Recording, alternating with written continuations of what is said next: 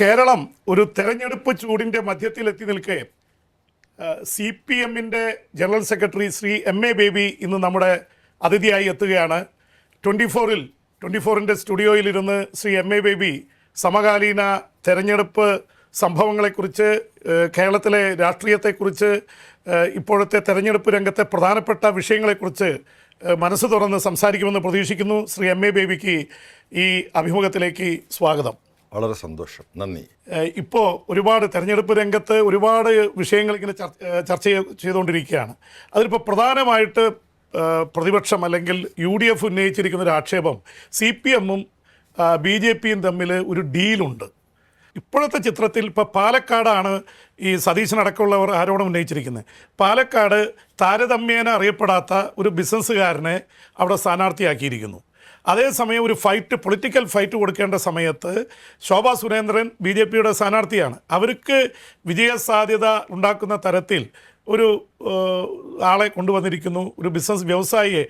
പാർട്ടിയുടെ വളരെ സ്ട്രോങ് കാൻഡിഡേറ്റ്സിനെ നിർത്താമായിരുന്നു. അതുമാത്രമല്ല 2020-യുമായിട്ട് ചേർന്നുകൊണ്ട് BJP പലയിടത്തും സ്ഥാനാർത്ഥികളെ കൊടുത്തിരിക്കുന്നു. അത് BJP-ക്ക് ശക്തിയുള്ള സ്ഥലങ്ങളിൽ 2020-യെ മുന്നിൽ നിർത്തി CPM-നെ സഹായിക്കാൻ വേണ്ടിയാണ് എന്നാണ് പ്രതിപക്ഷത്തിൻ്റെ ആരോപണം. CPIM-ഉം ഇടതുപക്ഷ ജനാധിപത്യ മുന്നണിയും നിർത്തിയിട്ടുള്ള 140 സ്ഥാനാർത്ഥികളും ആ ഓരോ സീറ്റിലും ഏറ്റവും അനുയോജ്യരാണ്.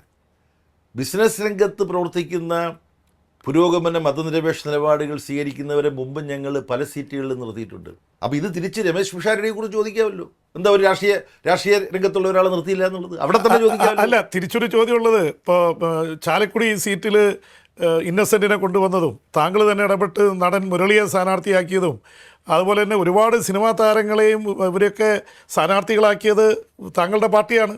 അപ്പോൾ അതുകൊണ്ട് അവരെ മറ്റേ തോമസ് ഐസക് കോമാളി എന്ന് വിളിച്ചു എന്നും പറഞ്ഞുകൊണ്ട് വലിയ വിവാദം ഉണ്ടായതാണ്.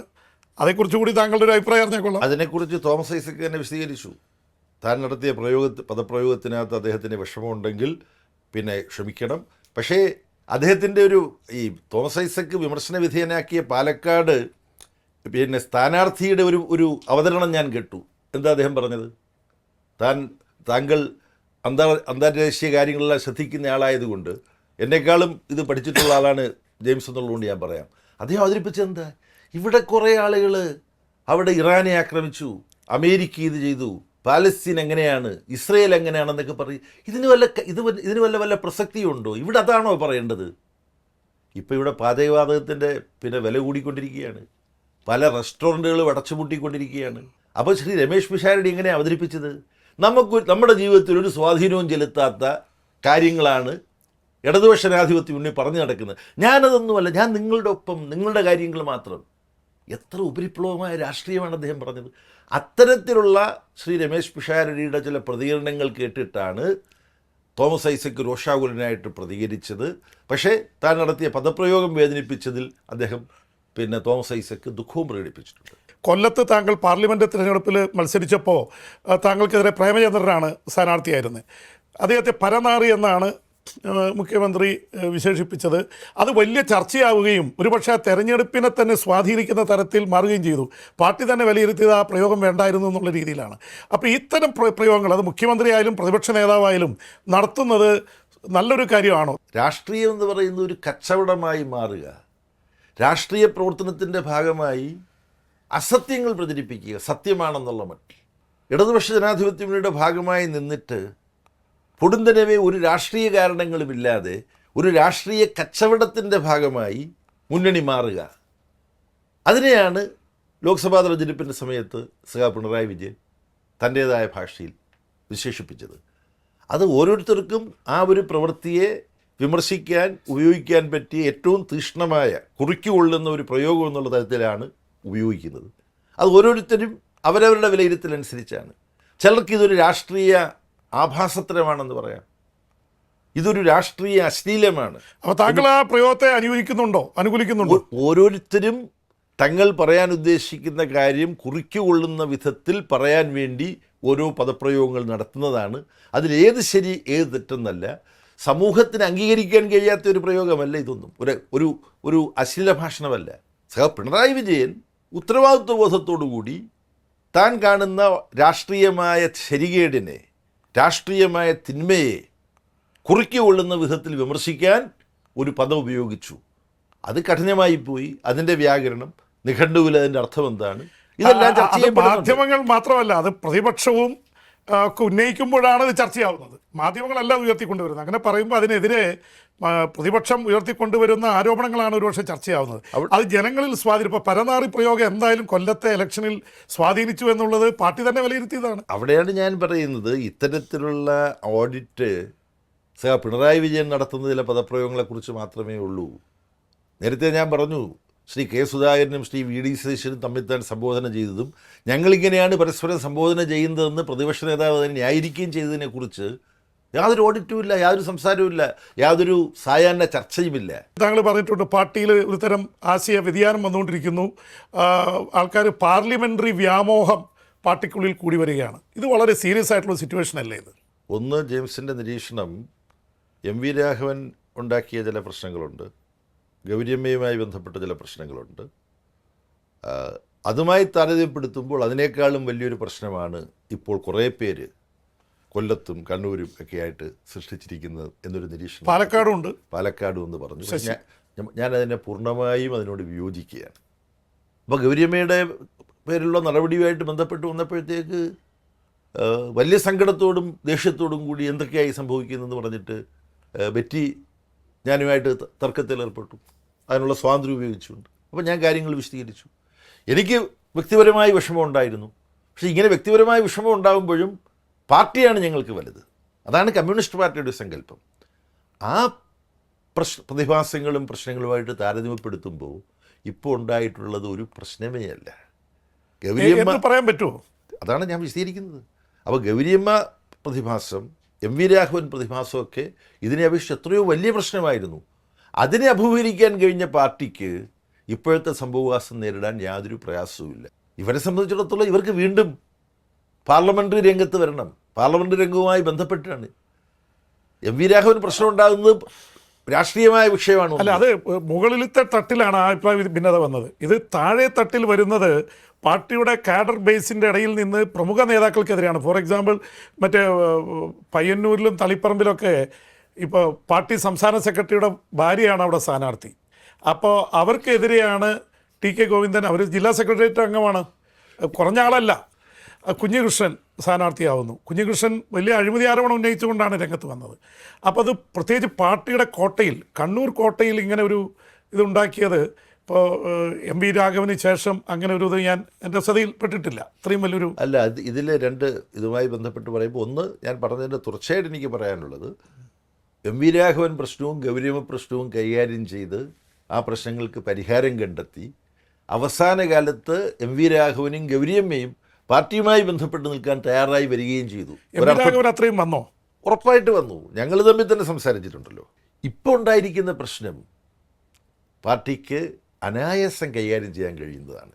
പിന്നെ എനിക്ക് വളരെ വലിയ പ്രതിഷേധം എൻ്റെ സുഹൃത്ത് ജെയിംസിൻ്റെ ഒരു പ്രയോഗത്തോടുണ്ട്. എന്താ അത്? എം വി ഗോവിന്ദൻ മാഷിയുടെ ഭാര്യ ശ്യാമള ടീച്ചർ, നമ്മൾ ഈ സമൂഹത്തിൽ മറ്റുള്ളവർ ഉന്നയിക്കുന്ന ആരോപണമാണ് ഉന്നയിക്കുന്നത്. എൻ്റെ ഒരു അഭിപ്രായം അങ്ങനെ അല്ലല്ല, ആ പ്രയോഗം തെറ്റാണ്. നമ്മളുടെ സമൂഹം പാട്രിയാർക്കലാണ്, ആണധികാര പ്രമത്തമാണെന്നുള്ളത് കൊണ്ടാണ് ഒരു സ്ത്രീ വരുമ്പോൾ ഉടനെ ആ സ്ത്രീയുടെ ഭർത്താവാര്, അച്ഛനാര്, സഹോദരനാര് എന്ന് പറയുന്നത്. ഈ ഒരു ആരോപണം ആദ്യം ഉയർത്തിക്കൊണ്ടുവന്നത് CPM പോലുള്ള പാർട്ടികളാണ്. ഇപ്പോൾ കെ കരുണാകരൻ്റെ മക്കൾ മുരളീധരനും പത്മജയും രാഷ്ട്രീയത്തിൽ വരുന്നു. മക്കൾ രാഷ്ട്രീയത്തെക്കുറിച്ചും അങ്ങനെയുള്ള ഒരു ഡൈനാസ്റ്റി റൂൾ, ഇന്ദിരാഗാന്ധിയുടെ മകൾ രാജീവ് ഗാന്ധിയും പിന്നീട് രാഹുൽ ഗാന്ധിയൊക്കെ വന്നതിനെ CPM ഒരു കാലത്ത് ഏറ്റവും ശക്തമായി വിമർശിച്ചിരുന്നു. സഖാവ് ഗോവിന്ദൻ മാഷിന്റെ ഭാര്യ ആയതുകൊണ്ട് പൊടുന്നനെ ഒരു സ്ഥാനാർത്ഥിയായി വന്നതല്ല. പ്രതിപക്ഷത്തിന്റെ തെറ്റായ ഒരു നിഗമനം ചോദ്യമായിട്ട് ഉന്നയിക്കാം. അപ്പം അതിനകത്തുള്ള പ്രയോഗം അതിപ്പം ഒരുപാട് പേര് നമ്മുടെ സാമൂഹ്യ മാധ്യമങ്ങളിൽ ചർച്ച ചെയ്യുമ്പോൾ ഞാൻ കാണുകയാണ്, സ്ത്രീ എന്ന് പറഞ്ഞാലേ അപകടമാണ്. സ്ത്രീ നമ്മുടെ സമൂഹത്തിന്റെ ബോധം, സമൂഹം പലപ്പോഴും ചർച്ച ചെയ്യുന്നത് അങ്ങനെയാണ്. ചുരുക്കത്തിൽ ഈ ചില ജില്ലകളിൽ വന്നിട്ടുള്ള ഈ പുതിയൊരു പ്രതിഭാസം അത് പാർട്ടിക്ക് കൈകാര്യം ചെയ്യാൻ കഴിയാത്തതല്ല. കഴിഞ്ഞ ലോക്കൽ ബോഡി ഇലക്ഷനിൽ വലിയൊരു മുദ്രാവാക്യം, സ്വർണം കട്ടതാരപ്പ സഖാക്കളാണ് അയ്യപ്പ എന്ന് പറഞ്ഞുകൊണ്ട് ഒരു ഇത് കൊണ്ടുവന്ന് അത് വലിയ രീതിയിൽ ചർച്ചാ വിഷയമായി. ഇപ്പോൾ അക്കാലത്ത് മന്ത്രിയായിരുന്ന കടകംപള്ളി പറഞ്ഞിരിക്കുന്നു, അതിൽ ധാർമ്മിക ഉത്തരവാദിത്തം അന്ന കാലത്തെ മന്ത്രിയായിരുന്ന തനിക്കുമുണ്ട് എന്ന് അദ്ദേഹം സമ്മതിച്ചിരിക്കുകയാണ്. പ്രതിപക്ഷം രംഗത്തിറങ്ങിയിരിക്കുകയാണ്. UDF-ഉം BJP അങ്ങനെ ധാർമ്മിക ഉത്തരവാദിത്തം ഉണ്ടെങ്കിൽ തെരഞ്ഞെടുപ്പിൽ മത്സരിക്കുന്നത് ശരിയാണോ എന്നുള്ള ചോദ്യം വന്നിരിക്കുന്നു. എന്താണ് താങ്കൾ ജനറൽ സെക്രട്ടറിയാണ്, എന്താണ് അതിനെക്കുറിച്ച്? ഒന്നാമത് ഈ ശബരിമലയിലെ സ്വർണ്ണ അപ്രത്യക്ഷമാകലുമായി അല്ലെങ്കിൽ സ്വർണ്ണക്കൊള്ളയുമായി ബന്ധപ്പെട്ട വിഷയങ്ങളിൽ CPIM-നോ LDF-നോ ഇടതുപക്ഷ ജനാധിപത്യ മുന്നണിക്കോ ഒരാളെയും സംരക്ഷിക്കാൻ യാതൊരു താല്പര്യവുമില്ല. എന്ത് അഴിമതിയോ കുഴപ്പമോ എവിടെ സംഭവിച്ചാലും ആ അഴിമതിയിലും കുഴപ്പത്തിൽ യഥാർത്ഥ ഉത്തരവാദികൾ ആരാണെന്ന് കണ്ടെത്തിയാൽ അവർക്ക് നിയമേന കിട്ടേണ്ട എല്ലാ ശിക്ഷയും വാങ്ങിച്ചു കൊടുക്കുന്നതിനുള്ള ഇടപെടലായിരിക്കും CPIM നടത്തുക. ഇത് വ്യക്തമാക്കിയതാണ്. ഇത് പാർട്ടിക്കുള്ളിലും പാർട്ടിയുടെ സമീപനമാണ്. ഞാനിപ്പോൾ ഒരു തെറ്റ് ചെയ്ത് കഴിഞ്ഞാൽ എന്നെ സംരക്ഷിക്കാൻ ആയിരുന്നില്ല. VS അച്യുതാനന്ദൻ മുഖ്യമന്ത്രിയായിരിക്കുന്ന സമയത്ത് പാർട്ടിയുടെ നടപടി ഉണ്ടായില്ലേ? ഉണ്ടായിട്ടുണ്ട്. പിണറായി വിജയൻ സംസ്ഥാന സെക്രട്ടറി ആയിരിക്കുന്ന സമയത്ത് ഉണ്ടായില്ലേ? EMS-നെതിരെ ഉണ്ടായിട്ടുണ്ട്. അപ്പം BTR-നെതിരായിട്ടുണ്ടായിട്ടുണ്ട്. അപ്പോൾ ഈ പാർട്ടി എന്ന് പറഞ്ഞാൽ ഏത് തലത്തിലുള്ളവരാണെങ്കിലും പാർട്ടി ഭരണഘടന ബാധകമാണ്, അച്ചടക്കം ബാധകമാണ്. അതുകൊണ്ട് ഒരു ശബരിമലയുമായി ബന്ധപ്പെട്ട് എന്തെങ്കിലും അബദ്ധം ആരെങ്കിലും കാണിച്ചാൽ അവരുടെ പേര് നടപടി എടുക്കാൻ ഈ പാർട്ടിക്ക് എന്തെങ്കിലും പ്രയാസം ഉണ്ടാകേണ്ട കാര്യമുണ്ടോ? ഇല്ല. ഇങ്ങനെ പാരഡി ഗാനം ചുറ്റിക്കറങ്ങിക്കൊണ്ടിരിക്കുന്നത് പാർട്ടിയുടെയോ LDF-ൻ്റെയോ ശ്രദ്ധയിലും പെട്ടില്ല. പിന്നീടാണ് ഇതിൻ്റെ ഗൗരവം മനസ്സിലാവുന്നത്. അപ്പം ഇത് സംബന്ധിച്ച് UDF-ഉം മറ്റും എടുത്ത സമീപനത്തിൻ്റെ അപകടം എന്താ? അവിടെ കുഴപ്പം നടന്നിട്ടുണ്ട്, സ്വർണം നഷ്ടപ്പെട്ടിട്ടുണ്ട്. ഹൈക്കോടതിയുടെ മേൽനോട്ടത്തിലാണ് അന്വേഷണം നടക്കുന്നത്. പിണറായി വിജയൻ ഗവൺമെൻറ് ഒരു ഇടപെടലില്ല. ഹൈക്കോടതി ആവർത്തിച്ച് പറഞ്ഞു ഇതിനെക്കുറിച്ച് ആക്ഷേപങ്ങൾ വന്നപ്പോൾ. അപ്പോൾ അതിൻ്റെ ഉത്തരവാദികൾ ആരാന്ന് കണ്ടെത്തി അവരുടെ ഉത്തരവാദിത്വത്തിൻ്റെ ആഴം എന്താണെന്ന് മനസ്സിലാക്കി കള്ളത്തരത്തിൽ പങ്കെടുത്തിട്ടുണ്ടെങ്കിൽ അത് ഇവിടെ ഇപ്പം ശ്രീ കടകംപള്ളി സുരേന്ദ്രൻ പറഞ്ഞതായിട്ട് താങ്കൾ പറഞ്ഞ് ഞാൻ മനസ്സിലാക്കുന്നത് അതിൻ്റെ ധാർമ്മിക ഉത്തരവാദിത്വമുണ്ട്. അത് അദ്ദേഹം അന്നത്തെ മന്ത്രിയായിരുന്നു എന്നുള്ള നിലയിൽ അദ്ദേഹത്തിൻ്റെ രാഷ്ട്രീയ സംസ്കാരം വെച്ച് ആ ധാർമ്മിക ഉത്തരവാദിത്വം അദ്ദേഹം ഏറ്റെടുക്കുകയാണ് ചെയ്തത്. ആ ധാർമ്മിക ഉത്തരവാദിത്വം അദ്ദേഹം ഏറ്റെടുത്തു കഴിഞ്ഞാൽ അതിൻ്റെ പേരിൽ അദ്ദേഹത്തിന് വേറെ എന്തെങ്കിലും ശിക്ഷ കിട്ടേണ്ടതുണ്ടോ തുടങ്ങിയ കാര്യങ്ങൾ സമൂഹത്തിന് ചർച്ച ചെയ്യാവുന്നതാണ്. ഈ ആരോപണം കൊണ്ടുവന്നത് അല്ലെങ്കിൽ ഇത് അഴിമതി ഉണ്ടെന്ന് പറഞ്ഞത് സർക്കാരല്ല, കോടതിയാണ്. കോടതിയുടെ കയ്യിലിരിക്കുന്നത് കോടതി നടത്തട്ടെ എന്നുള്ള നിലപാടാണെന്ന് പ്രതിപക്ഷം സ്വീകരിച്ചത്. പക്ഷേ ഇതിനെക്കുറിച്ച് നാട്ടിൽ മുഴുവൻ നടന്ന് അസത്യം പ്രസംഗിക്കുന്നു, അടിസ്ഥാനരഹിതമായ ആക്ഷേപങ്ങളും ആരോപണങ്ങളും ഉന്നയിക്കുന്നു. മാത്രമല്ല ആർട്ടിഫിഷ്യൽ ഇൻ്റലിജൻസ് ഉപയോഗിച്ചുകൊണ്ട് ഈ അവിടുന്ന് കട്ട സ്വർണം പിണറായി വിജയൻ ഉരുക്കി എന്തോ ചെയ്യുന്നതായിട്ടടക്കം ആർട്ടിഫിഷ്യൽ ഇൻ്റലിജൻസ് കൃത്രിമ നിർമ്മിത ബുദ്ധി ഉപയോഗിച്ചുകൊണ്ട് പ്രചരിപ്പിക്കപ്പെടുന്നു. അപ്പോൾ അപ്പോഴാണ് പറഞ്ഞത് നമുക്ക് നിയമസഭയിൽ ഇത് ചർച്ച ചെയ്യാം, സ്ട്രക്ചേർഡ് ആയിട്ടുള്ള ചർച്ച നടത്താം. പക്ഷേ കോടതി കണ്ടെത്തി ശിക്ഷ ആയിട്ട് ജയിലിലടച്ച പാർട്ടിയുടെ ഉന്നത സ്ഥാനങ്ങളിൽ എന്ന് വെച്ചാൽ MLA ആയിരുന്ന, ദേവസ്വം ബോർഡ് പ്രസിഡൻ്റായിരുന്ന, പാർട്ടിയുടെ ജില്ലാ നേതാവായിരുന്ന പത്മകുമാർ അടക്കമുള്ളവരെക്കെതിരെ പാർട്ടി നടപടിയൊന്നും സ്വീകരിച്ചില്ല. ശിക്ഷയായി എന്ന് എൻ്റെ മാന്യ സുഹൃത്ത് പറഞ്ഞത് തെറ്റാണ്. ശിക്ഷയായിട്ടല്ല, അതിൽ അറസ്റ്റ് ചെയ്ത് ജയിലിൽ കോടതിയുടെ ഇതിലാണ്, മേൽനോട്ടത്തിലാണ്. ഇല്ല, ഇന്ത്യൻ ശിക്ഷാ നിയമപ്രകാരം നിങ്ങൾ കുറ്റവാളിയാണെന്ന് പ്രൊണൗൺസ് ചെയ്യപ്പെടുന്നത് വരെ കുറ്റാരോപിതരെല്ലാം നിരപരാധികളാണ്. അല്ല, പാർട്ടി പണ്ട് അങ്ങനെയല്ല. ഇക്കാര്യത്തിൽ ഇപ്പോൾ പാർട്ടി അവർ എല്ലാ ഉത്തരവാദിത്തങ്ങളിൽ നിന്ന് മാറ്റി നിർത്തി കളഞ്ഞു. ഫലത്തിൽ സസ്പെൻഷനാണ് ഇവർക്കെല്ലാം, പാർട്ടിയിൽ ബന്ധപ്പെട്ടവർക്ക്. പക്ഷേ അത് ഒരുപാട് കാലമെടുത്തു. കാലമെടുത്തതിനുള്ള കാരണം ഇവർ ജയിലിൽ പോയി എന്നുള്ളത് കൊണ്ടാണ്. നാച്ചുറൽ ജസ്റ്റിസ് എന്ന് പറയുന്ന ഒരു സംഭവമുണ്ട്, സ്വാഭാവിക നീതി. ഇവരോട് വിശദീകരണം ചോദിക്കണം, ഇവർക്ക് പറയാനുള്ളത് കേൾക്കണം. കാര്യം കുറ്റപത്രം സമർപ്പിച്ചിട്ടില്ല, ഇവരുടെ ഉത്തരവാദിത്വം എത്രത്തോളമാണെന്ന് വ്യക്തമാക്കപ്പെട്ടിട്ടില്ല. അപ്പോൾ പാർട്ടി ഇക്കാര്യത്തിൽ വളരെ കൃത്യമായ സൂക്ഷ്മമായ മാനദണ്ഡങ്ങൾ പാലിച്ചുകൊണ്ടാണ് നിലപാടെടുത്തിട്ടുള്ളത്. കാർൽ മാർക്സൊക്കെ എടുത്തതുപോലെ ഒരു നിരീശ്വര നിലപാടെടുക്കുന്നതാണ് പാർട്ടിയിൽ ഭൂരിപക്ഷം ഉണ്ടായിരുന്നത്. നവോത്ഥാനം എന്നുള്ളതിൽ ശബരിമല സ്ത്രീകളുടെ പ്രവേശനം സംബന്ധിച്ചൊക്കെ പാർട്ടിയുടെ നിലപാടുകൾ വന്നിരുന്നത്. പക്ഷേ ഇപ്പോൾ ഒരു മാറ്റം ഉണ്ടായിരിക്കുന്നു, അത് ആചാരമനുസരിച്ച് നടക്കട്ടെ എന്നുള്ള തരത്തിലേക്ക് കംപ്ലീറ്റ് പാർട്ടിയുടെ നയം തന്നെ മാറിയിരിക്കുന്നു. ഇത് വോട്ട് മുന്നിൽ കണ്ടുകൊണ്ടുള്ള ഒരു ഇരട്ടത്താപ്പാണ് എന്നുള്ള തരത്തിലുള്ള ആരോപണം ഉയർന്നിട്ടുണ്ട്. അതിനുള്ള മറുപടി കാറൽ മാർക്സ് തന്നെയാണ് നൽകിയിട്ടുള്ളത്. കാറൽ മാർക്സ് മെറ്റീരിയലിസ്റ്റ് ആയിരുന്നു. പക്ഷേ കാറൽ മാർക്സിൻ്റെ നേതൃത്വത്തിൽ ഡയലക്റ്റിക്കൽ ഹിസ്റ്റോറിക്കൽ മെറ്റീരിയലിസമാണ്. മാർക്സും എംഗൽസും എടുത്ത സമീപനം നമ്മുടെ സംഘടനയിൽ തൊഴിലാളികളുടെ അവകാശങ്ങൾക്ക് വേണ്ടി പൊരുതാൻ തയ്യാറുള്ളവർ വന്നാൽ അവർ വിശ്വാസികളായാലും അവർക്ക് അംഗത്വം കൊടുക്കാം, അവർക്ക് നമ്മുടെ സംഘടനയിൽ ഇൻ്റർനാഷണൽ വർക്കിംഗ് മെൻസ് അസോസിയേഷനിൽ പ്രവർത്തിക്കാൻ വേണ്ടി അനുവദിക്കാം. അപ്പോൾ വിശ്വാസ സ്വാതന്ത്ര്യം വിപ്ലവ പ്രസ്ഥാനത്തിൽ, തൊഴിലാളി വർഗ പ്രസ്ഥാനത്തിൽ അനുവദിക്കാം എന്നുള്ള കാഴ്ചപ്പാട് മാർക്സിന്റെ കാലം മുതലേ ഉള്ളതാണ്. പിന്നെ എന്തുകൊണ്ടാണ് പാർട്ടി പിന്നെ നവോത്ഥാനത്തിന്റെ പേരും പറഞ്ഞ് ഈ ആചാരങ്ങളും വിശ്വാസങ്ങളും തള്ളി പറഞ്ഞല്ലോ? ഇല്ല, ഇത് തമ്മിൽ വൈരുദ്ധ്യാത്മക ബന്ധമാണുള്ളത്. പക്ഷേ സമൂഹത്തെ വിശ്വാസത്തിലെടുത്തുകൊണ്ടാണ് മാറ്റങ്ങൾ ഉണ്ടാകേണ്ടത്. ആരെങ്കിലും അടിച്ചേൽപ്പിക്കേണ്ടതല്ല ദുരാചാരങ്ങൾക്കെതിരായിട്ടുള്ള മാറ്റം. ഇപ്പോൾ ഏറ്റവും കൂടുതൽ കേരളത്തിൽ ചർച്ച ചെയ്യപ്പെടുന്ന ഒരു വിഷയങ്ങളിലൊന്ന്, ഇപ്പോൾ പ്രതിപക്ഷം അല്ലെങ്കിൽ UDF അധികാരത്തിൽ വന്നാൽ ആരായിരിക്കും മുഖ്യമന്ത്രി? അപ്പോൾ അവർ പറയുന്നത് മുഖ്യമന്ത്രിയെ ഞങ്ങൾ നേരത്തെ പ്രഖ്യാപിക്കുന്നില്ല. LDF അധികാരത്തിൽ വന്നാൽ ആരായിരിക്കും മുഖ്യമന്ത്രി? അങ്ങനെ ഒരു തീരുമാനമുണ്ടോ? അതിനെ സംബന്ധിച്ച് പാർട്ടിയുടെ PBക്കും കേന്ദ്ര കമ്മിറ്റിക്കുള്ള അഭിപ്രായം ഞങ്ങളുടെ ചർച്ച ചെയ്യപ്പെട്ടിട്ടുള്ളതാണ്. അത് PBയിലും CCയിലും ഉള്ളവർക്കറിയാം. അതുകൊണ്ട് എനിക്ക് മുമ്പേ ഒരു അഭിമുഖത്തിൽ പിണറായി വിജയനോട് ഈ ചോദ്യം ചോദിച്ചതും അതിന് പിണറായി വിജയൻ പറഞ്ഞ മറുപടിയും ഞാൻ കേട്ടിട്ടുണ്ട്. പിണറായി വിജയൻ പറഞ്ഞു അതൊന്നും ഇപ്പം ചർച്ച ചെയ്യേണ്ടതും തീരുമാനിക്കേണ്ടതുമല്ല. അത് സംബന്ധിച്ച് തീരുമാനമെടുക്കേണ്ട ഘട്ടം വരുമ്പം ഞങ്ങളുടെ പാർട്ടി ചർച്ച ചെയ്ത് അതിന്മേൽ തീരുമാനമെടുക്കും. ഈ പാർട്ടിയുടെ അഭിപ്രായം പിണറായി പറഞ്ഞത് എനിക്ക് ആവർത്തിക്കാവുന്നതാണ്. തെരഞ്ഞെടുപ്പ് EMSന്റെ കാലത്ത് തെരഞ്ഞെടുപ്പിൽ സുശീല ഗോപാലൻ മുഖ്യമന്ത്രിയാകുമെന്ന് എല്ലാവരും ഊഹിച്ചു എന്ന് മാത്രമല്ല, വനിതാ മുഖ്യമന്ത്രി വരുമെന്ന് EMSനെ പോലെ ഒരു സ്റ്റാൾവാർട്ടായിട്ടുള്ള നേതാവ് തന്നെ പറയുകയും ഇലക്ഷൻ കഴിഞ്ഞപ്പോൾ സംസ്ഥാന കമ്മിറ്റിയിൽ തെരഞ്ഞെടുപ്പ് നടന്ന് 2-3 വോട്ടിന്റെ വ്യത്യാസത്തിന് സുശീല ഗോപാലൻ തോൽക്കുകയും നായനാർ മുഖ്യമന്ത്രിയാവും ചെയ്ത ഒരു പാർട്ടിയാണിത്. അന്നത്തെ തെരഞ്ഞെടുപ്പിൽ പാർട്ടിയുടെ വളരെ പ്രധാനപ്പെട്ട ഒരു നേതാവും താങ്കളുടെ ആത്മസുഹൃത്തുമായിരുന്ന VS അച്യുതാനന്ദൻ മത്സരിച്ചിരുന്നു. VS അദ്ദേഹത്തിന്റെ മണ്ഡലത്തിൽ പരാജയപ്പെട്ടു പോയി. അതിന്റെ കഥകളൊക്കെ നമുക്കറിയാലോ.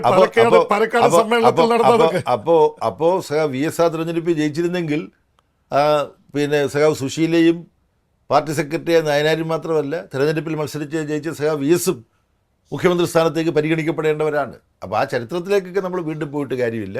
വർത്തമാനകാലത്ത് പാർട്ടിയുടെ നിലപാട് തെരഞ്ഞെടുപ്പ് വിജയം ഞങ്ങൾ മോഹിക്കുന്നത് പോലെ, ആഗ്രഹിക്കുന്നത് പോലെ, കേരളത്തിലെ ബഹുഭൂരിപക്ഷം ജനങ്ങളും ആഗ്രഹിക്കുന്നത് പോലെ. കാര്യം ഈ എന്ത് വലിയ ജനക്ഷേമ പ്രവർത്തനങ്ങളാണ് ഈ 10 വർഷം നടന്നത്, എന്ത് വലിയ വികസന പ്രവർത്തനങ്ങളാണ്. അല്ല, അതൊക്കെ പറയുമ്പോഴും 10 വർഷം ഭരിച്ചതിൻ്റെ ഒരു ഭരണവിരുദ്ധ വികാരമുണ്ടെന്ന് പ്രതിപക്ഷം പറയുന്നു. അങ്ങനെ ഒരു വലിയ സംസാരം നടക്കുന്നുണ്ട്. ഇതൊരു സമര പാർട്ടിയാണ്, ഇത് പ്രതിപക്ഷത്തിരിക്കണം എന്ന് കമ്മ്യൂണിസ്റ്റുകാരിൽ ഒരു വിഭാഗം ചിന്തിക്കുന്നതായിട്ടുള്ള റിപ്പോർട്ടുകൾ വരുന്നുണ്ട്. പിന്നെ അത് ഒരു വികാരം യഥാർത്ഥത്തിലുണ്ട് കേരളത്തിൽ. ആ വികാരം ഇത്ര ഭംഗിയായിട്ട് 10 വർഷം ഭരിച്ച ഈ ഗവൺമെൻറ്റിന് തുടരുകയല്ലേ നമ്മുടെ നാടിൻ്റെ ഭാവിക്ക് നല്ലത് എന്ന വികാരമാണ് ഇന്നിപ്പോൾ കേരളത്തിൽ. അല്ല, ഞാനിത് തിരിച്ചുള്ളൊരു വികാരം കൂടി ഉണ്ട് എന്നുള്ളൊരു സംസാരമുണ്ട്. അത്തരമൊരു വികാരമുണ്ടെന്നുള്ളൊരു ആഖ്യാനം നടക്കുന്നുണ്ട്. പക്ഷേ കേരളത്തിലെ പാർട്ടിയും മുന്നണിയെ സംബന്ധിച്ചിടത്തോളം ഞങ്ങൾ നിരന്തരം ഓഡിറ്റ് ചെയ്യപ്പെടുന്നുണ്ട്. ഒരു ആൻറ്റി ഇൻകുംബൻസി പ്രതിഫലിക്കേണ്ട തരത്തിലുള്ള പ്രശ്നങ്ങളൊന്നും കേരളത്തിലില്ല എന്നുള്ളതാണ്. പിന്നെ ഞാൻ ഒരു പറയാം, എങ്ങനെയാണ് ലോക്സഭയിലും ലോക്കൽ ബോഡി ഇലക്ഷനിലും LDF പരാജയപ്പെട്ടത്? അത് നല്ല ചോദ്യമാണ്. ലോക്സഭാ തിരഞ്ഞെടുപ്പ് കേരളത്തിലെ ജനങ്ങൾ എപ്പോഴും പ്രത്യേക തരത്തിൽ വോട്ട് ചെയ്തിട്ടുള്ളൂ. പക്ഷേ ലോക്കൽ ബോഡി ഇലക്ഷനിൽ പൊതുവെ ഇടതുപക്ഷമാണ് ജയിക്കാറുള്ളത്. ലോക്കൽ ബോഡി ഇലക്ഷനിൽ ചില ഘടകങ്ങളുണ്ടായി. ഏറ്റവും പ്രധാനപ്പെട്ട ഘടകം ഞങ്ങളുടെ പ്രവർത്തകരുടെ അമിത വിശ്വാസമാണ്. 2, ഈ ശബരിമലയുമായി ബന്ധപ്പെട്ട് നടത്തിയ കള്ളപ്രചാരവേല കുറച്ചുപേരെ സ്വാധീനിച്ചു. 3, ഞാൻ തുടക്കത്തിൽ പറഞ്ഞതുപോലെ BJPയുമായി UDF ഉണ്ടാക്കിയിട്ടുള്ള ധാരണ. അതുപോലെ മറ്റ് പല അതിന് വല്ല തെളിവുണ്ടോ? ഇപ്പോൾ കോൺഗ്രസും BJPയും തമ്മിൽ BJPയുടെ ലക്ഷ്യം തന്നെ മറ്റേ കോൺഗ്രസ് മുക്തമായ ഭാരതം എന്നാണ്. അപ്പോൾ അതിൽ അവരെങ്ങനെയാണ് കോൺഗ്രസിനെ സഹായിക്കാൻ? കാരണം അവരുടെ ഏറ്റവും വലിയ എതിരാളി കോൺഗ്രസ് ആണല്ലോ. കോൺഗ്രസ് എന്ന് പറഞ്ഞാൽ എതിരാളി എന്ന് പറയുമ്പോഴും BJPയുടെ പാർലമെൻറ്റ് അംഗങ്ങളിൽ 100-ലധികം പേര് കോൺഗ്രസ്സുകാരായിരുന്നില്ലേ? ഇപ്പോൾ തിരഞ്ഞെടുപ്പ് നടക്കുന്ന സംസ്ഥാനങ്ങളിലൊന്ന് ആസാമാണ്. ഹെമന്ത ബിശ്വ ശർമ്മ ആരായിരുന്നു? കോൺഗ്രസിൻ്റെ നേതാവായിരുന്നു. കേരളത്തിൽ മാത്രമാണ് ഇപ്പോൾ പാർട്ടി അധികാരത്തിലുള്ളത്. അതുകൊണ്ട് ഈ തെരഞ്ഞെടുപ്പ് ദേശീയ പാർട്ടിയെ സംബന്ധിച്ചിടത്തോളം എത്ര പ്രാധാന്യമുള്ളതാണ്? പാർട്ടിയുടെ സ്വാധീനത്തിലൊരു ഇടിവുണ്ടായിട്ടുണ്ട്. പക്ഷേ എൻ്റെ സുഹൃത്ത് ഉപയോഗിച്ച പദമല്ല അതിന് ഉപയോഗിക്കേണ്ടത്. എൻ്റെ സുഹൃത്ത് പറഞ്ഞ അപജയമെന്നാണ്. പിന്നെ വേറെ എന്താണ് പറയേണ്ടത്? ഇടിവ്. പാർട്ടിയുടെ സ്വാധീനത്തിൽ ഇടിവുണ്ടായിട്ടുണ്ട്. അപജയം കൊണ്ടല്ല. അതാണ് അത്. വാക്കുകൾക്ക് വളരെയധികം പ്രാധാന്യമുണ്ട്. അപ്പോൾ പാർട്ടിക്ക് അപജയമുണ്ടായിട്ടില്ല. എന്നാൽ പാർട്ടിയിൽ ചില ദൗർബല്യങ്ങളും ബലഹീനതകളും കടന്നുകൂടിയിട്ടുണ്ട്. അതിനെ അപജയമെന്ന് സാമാന്യവൽക്കരിക്കാൻ കഴിയില്ല. പാർട്ടിയെ സംബന്ധിച്ചിടത്തോളം പാർലമെൻ്ററി പോരാട്ടങ്ങൾ പ്രധാനമാണ്. പാർലമെൻ്ററി പോരാട്ടങ്ങളിൽ ഉണ്ടാവണമെന്ന് ഞങ്ങൾ ആഗ്രഹിക്കുന്ന വിജയങ്ങളും വളരെ പ്രധാനമാണ്. അതുകൊണ്ട് തന്നെ കേരളത്തിലെ ഇടതുപക്ഷ ജനാധിപത്യ മുന്നണി ഗവൺമെൻറ്റിൻ്റെ തുടർച്ച പാർട്ടിയുടെ ഭാവിയിലൊരു പ്രധാനപ്പെട്ട ഘടകമാണ്. 1,00,000 കോടി രൂപയുടെ വികസന പ്രവർത്തനങ്ങളാണ് ബഡ്ജറ്റ് എന്നല്ലാതെ പണം കിഫ്ബി വഴി സമാഹരിച്ചുകൊണ്ട് നേടിയെടുക്കാൻ കഴിഞ്ഞത്. ലോക നിലവാരത്തിലുള്ള സ്കൂളുകളും കോളേജുകളും ആശുപത്രികൾ. അപ്പം ഇങ്ങനെയെല്ലാം ചെയ്ത ഇവിടെ ഭരണത്തുടർച്ച ഈ നയങ്ങൾ മുന്നോട്ട് കൊണ്ടുപോകാൻ ഉണ്ടാവും എന്ന് തന്നെയാണ് ഞങ്ങൾ പ്രതീക്ഷിക്കുന്നത്.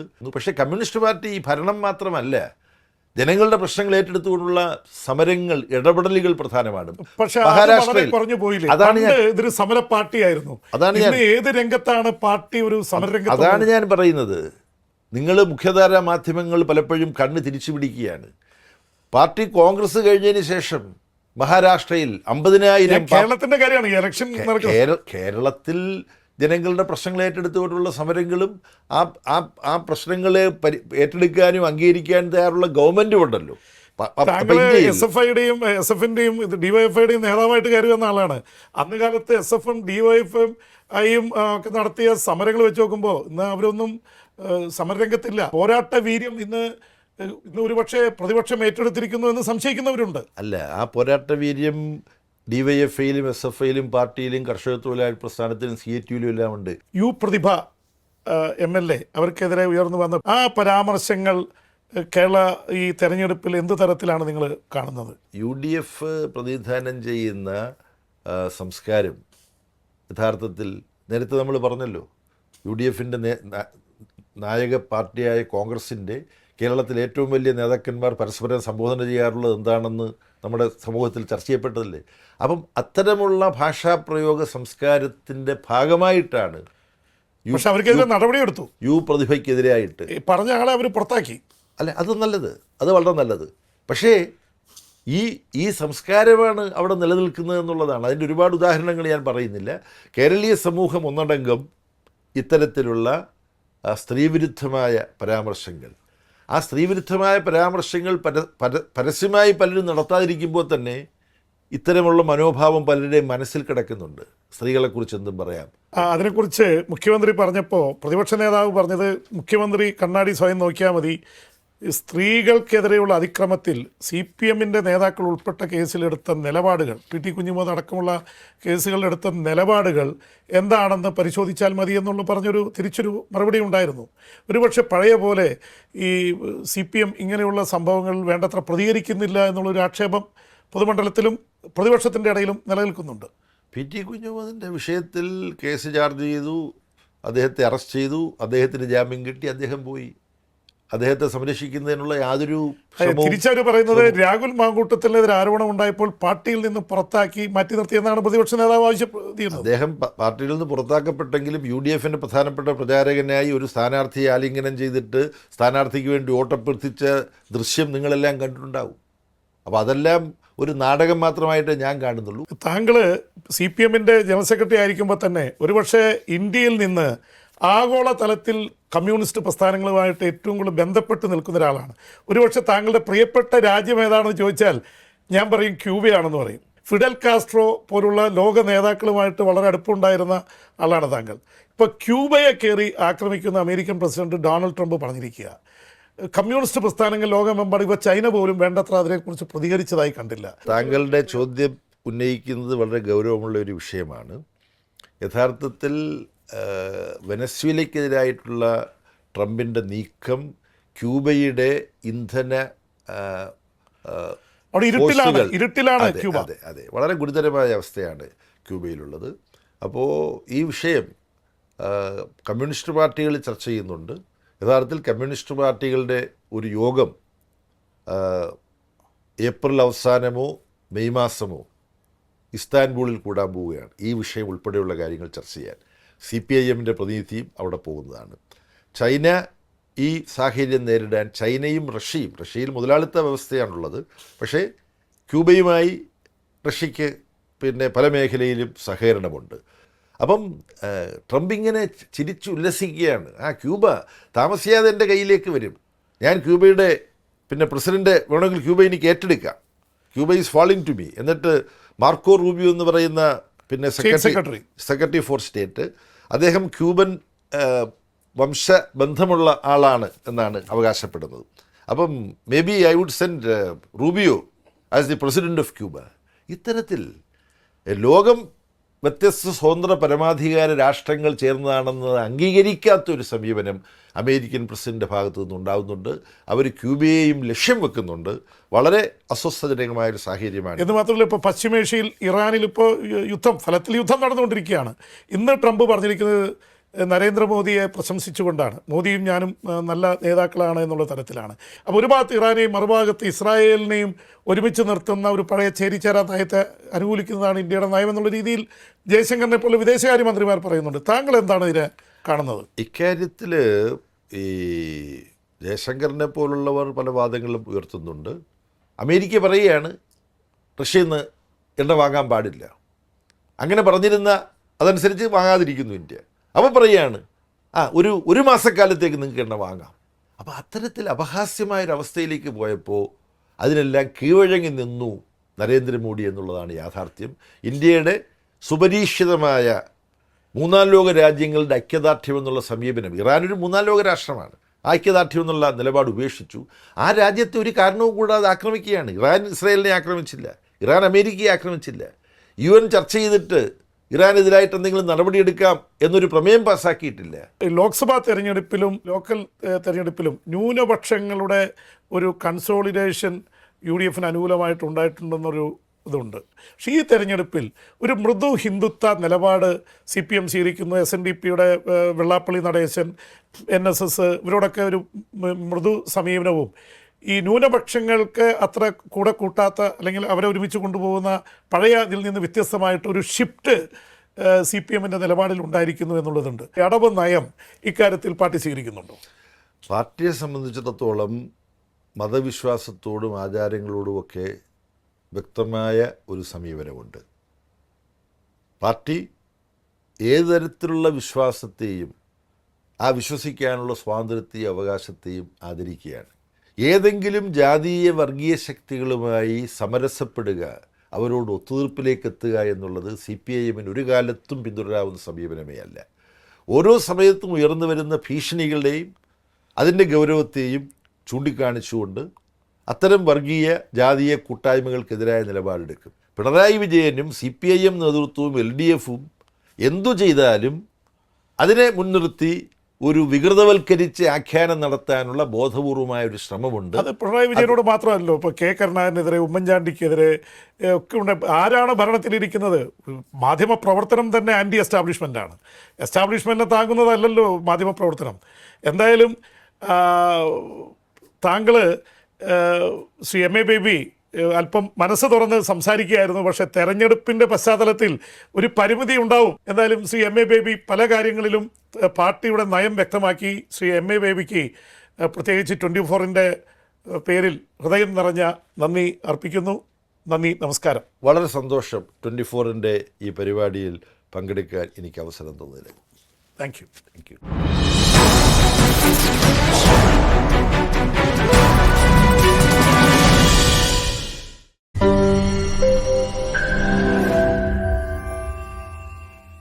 ലോകത്തെവിടെയായാലും ഏത് സമയത്തും 24 വാർത്തകളും ഓഗ്മെന്റഡ് റിയാലിറ്റി പാക്കേജുകളും എക്സ്പ്ലെയിനറുകളും വിശദമായി കാണാൻ ഞങ്ങളുടെ YouTube ചാനൽ നിങ്ങൾക്ക് സബ്സ്ക്രൈബ് ചെയ്യാം.